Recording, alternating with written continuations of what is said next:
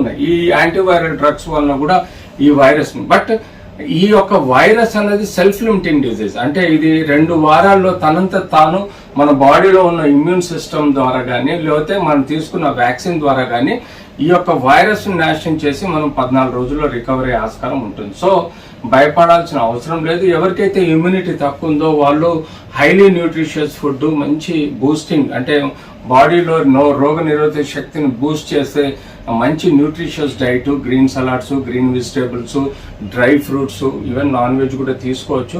But మంచి food మీకు ఏదైతే ఉందో సమపాలల్లో తీసుకోవడం, జంక్ ఫుడ్ తినకుండా ఇంటిలో ఉండే న్యాచురల్ ఫుడ్స్ని తీసుకోవడం, అన్ని మిశ్రమం ఫ్యాటు, ప్రోటీన్, కార్బోహైడ్రేట్ మిశ్రమంలో సఫిషియెంట్గా విటమిన్స్, వాటర్ కంటెంట్ ఎక్కువ తీసుకోవాలి, జ్యూసెస్ ఎక్కువ తీసుకోవాలి.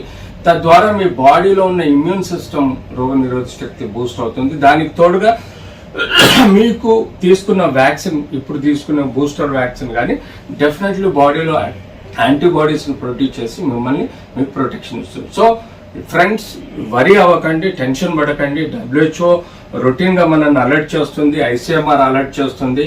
ఈ కొత్త JN.1 వైరస్ని మనం ఎదుర్కోవాలంటే prevention is better than treatment అన్నట్టుగా mask, face shield, physical distance, sanitization ముఖ్యంగా రోల్ ఉంటుంది. ఆ తర్వాత మీకు వచ్చే దగ్గు, జలుబుని బట్టి మీరు దగ్గరలో ఉన్న ఫిజిషియన్ని కలవడం కానీ లేకపోతే RT-PCR టెస్ట్ తోటి కన్ఫర్మ్ చేసుకున్న తర్వాత most probably it is confirmed virus అయితే దానికి సంబంధించిన యాంటీవైరల్ డ్రగ్స్ తీసుకోవడము, ఇమ్యూనిటీ బూస్టర్స్ తీసుకోవడము, వ్యాక్సిన్ తీసుకోవడం వల్ల మిమ్మల్ని మీరు ప్రొటెక్ట్ చేసుకోగలుగుతారు.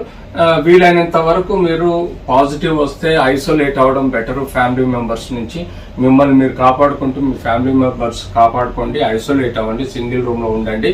ఒక 14 days మీరు రూమ్లో ఉంటే దానంతటా అదే రికవర్ అవుతారు. మీరు ఎలాంటి సమస్యలు ఉండవు. అన్లెస్ అంటిల్ ఆయాసం అంటే సాచురేషన్, ఆయాసం పెరిగిపోవడము, దమ్ము పెరిగిపోవడము, షార్ట్నెస్ ఆఫ్ బ్రీతింగ్ పెరగడము, ఇలాంటివి ఏమైనా ఉంటే కానీ మీరు పల్స్ ఆక్సిమీటర్ పెట్టుకొని సాచురేషన్ బిలో 90-85 వస్తుంది, మీకు ఆయాసం పెరుగుతుంది, జ్వరం పెరుగుతుంది, జాయింట్ పెయిన్స్ పెరుగుతున్నాయి అంటే తప్పనిసరి పరిస్థితుల్లో మీరు హాస్పిటల్కి పోయి ఆక్సిజన్ సపోర్టు, అలాగే ఫర్దర్ యాంటీవైరల్ డ్రగ్స్, అవసరం ఉంటే స్టెరాయిడ్స్ ఇలాంటివి తీసుకున్నప్పుడు యూజువల్గా ఇలాంటి వ్యాధిని మనం కంట్రోల్ చేసుకోవడానికి బాగుంటుంది. So friends, be confident.